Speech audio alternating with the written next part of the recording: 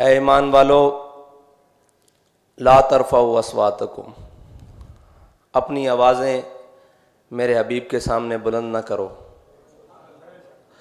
اور حضور کی آواز سے بلند نہ کرو۔ یہ جب آیت مبارکہ نازل ہوئی تو جناب صدیق اکبر نے عہد کیا، افضل الخلق بعد الانبیاء، خلیفہ بلا فصل، آپ نے عہد کیا کہ اب کے بعد میں حضور سے ایسے بات کیا کروں گا جیسے راز کی بات کی جاتی ہے، اتنی آہستہ۔ اور حضرت عمر رضی اللہ تعالی عنہ حضور سے اس طرح بات فرماتے کہ سید عالم صلی اللہ علیہ وسلم کو دوبارہ پوچھنے کی حاجت آتی، مطلب اتنی آہستہ۔ جب یہ آیت نازل ہو گئی تو صحابہ کرام نے اس پر سب نے عمل شروع کر دیا۔ صرف میرے رب کو اتنی بھی بات پسند نہیں کہ میرے حبیب کی آواز سے کسی کی آواز بلند ہو جائے۔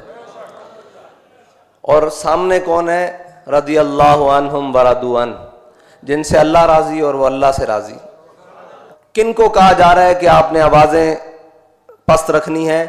کہ جن کے عمل کے بارے میں سید رسول اللہ صلی اللہ علیہ وسلم نے خود فرمایا میرے صحابی نے جو ایک مٹھ جو اللہ کی راہ میں خرچ کیا، اگر کوئی اس کے بعد احد پہاڑ جتنا سونا بھی خرچ کرے تو وہ برابر نہیں ہو سکتا۔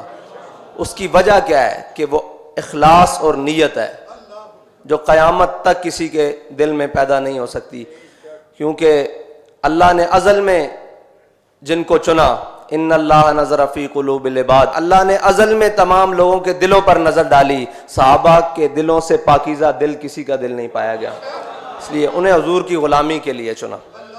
نبی کریم صلی اللہ علیہ وسلم کے بارگاہ میں اونچی اور چلا کے بات کرنے والوں کے لیے بہت وعیدیں اللہ تعالیٰ نے قرآن پاک میں نازل فرمائیں۔ اسی طرح یہ مسئلہ ہے ادب کا، اور اس بارگاہ خاص کا ادب جس کے بارے میں عزت بخاری نے کہا کہ ادب گاہے زیر آسماں عرش نازک تر، اور نفس گم کردہ می آیت جنید و با یزیدی جا۔ ہمارے قائد یہ حدیث پاک سنانے کے بعد فرماتے تھے نفس گم کردہ می آیت ابو بکر و عمر ہی جا، کہ یہ وہ بارگاہ ہے کائنات میں جہاں پہ ابو بکر و عمر بھی اپنا سانس روک کر بیٹھتے ہیں، اتنی نازک بارگاہ ہے۔ اور اگر یہ احتیاط نہ کی گئی ان تحبط اعمالکم، تمہارے اعمال ضائع کر دیے جائیں گے، اور اس حالت میں کہ وانتم لا تشعرون، تمہیں خبر بھی نہیں ہوگی۔ یہ جو حضور کی بے ادبی، گستاخی اور اس طرف جاتا ہے، پھر اس کو آپ ہزار لاکھ دلیلیں دیں، وہ قرآن کی نص قطعی ہے کہ وانتم لا تشعرون میں داخل ہو جاتا ہے، پھر اس کو خبر ہی نہیں کہ اس نے کیا کرنا ہے۔ ادب پہلا کرینہ ہے محبت کے کرینوں میں، ادب کے سوا کچھ بھی نہیں۔ اور مغز قرآن روح ایماں جان دیں ہست حب رحمت للعالمین، جو ادب ہے وہ سارا کا سارا حضور کی محبت ہے، جو اسلام ہے سارا کچھ حضور کی محبت ہے، اس کے بغیر نہ کوئی بات ہے۔ یہ تو صحابہ کرام کا ادب، اب جانوروں کا حضور کے سامنے ادب۔ ام المومنین حضرت عائشہ صدیقہ فرماتی ہیں ہم نے ایک بکری گھر میں رکھی ہوئی تھی، جب سید عالم صلی اللہ علیہ وسلم گھر میں تشریف نہ ہوتے تو وہ بے چین ہو جاتی، کبھی دائیں کبھی بائیں، کبھی اوپر کبھی نیچے، کبھی مشرق سے مغرب، شمال کی جنوب، پورے گھر میں بھاگتی رہتی۔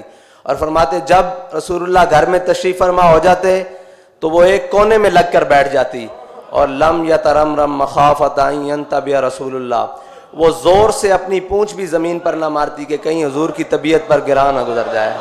اور یہ ہے جانوروں کا حضور کے سامنے ادب۔ اور اسی طرح ایک انصاری صحابی وہ آئے حضور کے پاس، کہا حضور اونٹ سرکش ہو گیا ہے، باغ بھی خشک ہو رہا ہے، فصلیں بھی خشک ہو رہی ہیں، ہم اس کے اوپر پانی لاد کے باغ کو بھی پانی دیا کرتے تھے اور فصلوں کو بھی پانی دیا کرتے، وہ سرکش ہو گیا ہے، وہ اپنی پیٹھ پر کسی کو سوار نہیں ہونے دیتا، اور ہم نے اسے ایک باغ میں بند کر دیا ہے، اور جو باغ میں جاتا ہے اس کو کاٹتا ہے۔ سید عالم صلی اللہ علیہ وسلم خود تشریف لے گئے، آپ جب سامنے باغ کے گئے، آپ نے فرمایا دروازہ کھول دو، انہوں نے کہا حضور یہ وحشی ہو گیا ہے، حضور نے فرمایا دروازہ کھول دو۔ جب دروازہ کھلا تو وہ بھاگتا ہوا حضور کی جانب دوڑا، اور آ کے اس نے، ہمارے قائد کہتے تھے لمبے لمبے ہونٹ حضور کے قدموں میں رکھ دیے۔ یہ تو ہو گیا جانوروں کا حضور سے ادب۔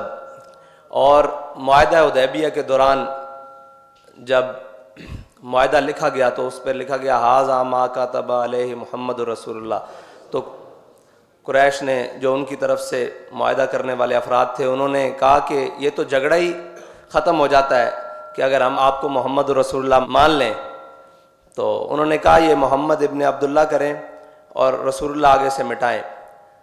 تو حضور نے حضرت علی کو حکم دیا، علی کہ یہ مٹا دو۔ فرمایا لا امحو کا ابدا، حضور علی آپ کا لکھا ہوا نام نہیں مٹا سکتا۔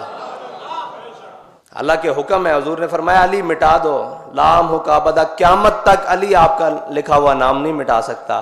اور جہاں میرے آقا و مولا کا نام لکھا ہوگا قیامت تک کوئی مولا علی کا غلام اس کو مٹا نہیں سکتا۔ یہ ہمارے لیے ہے نا سب کچھ۔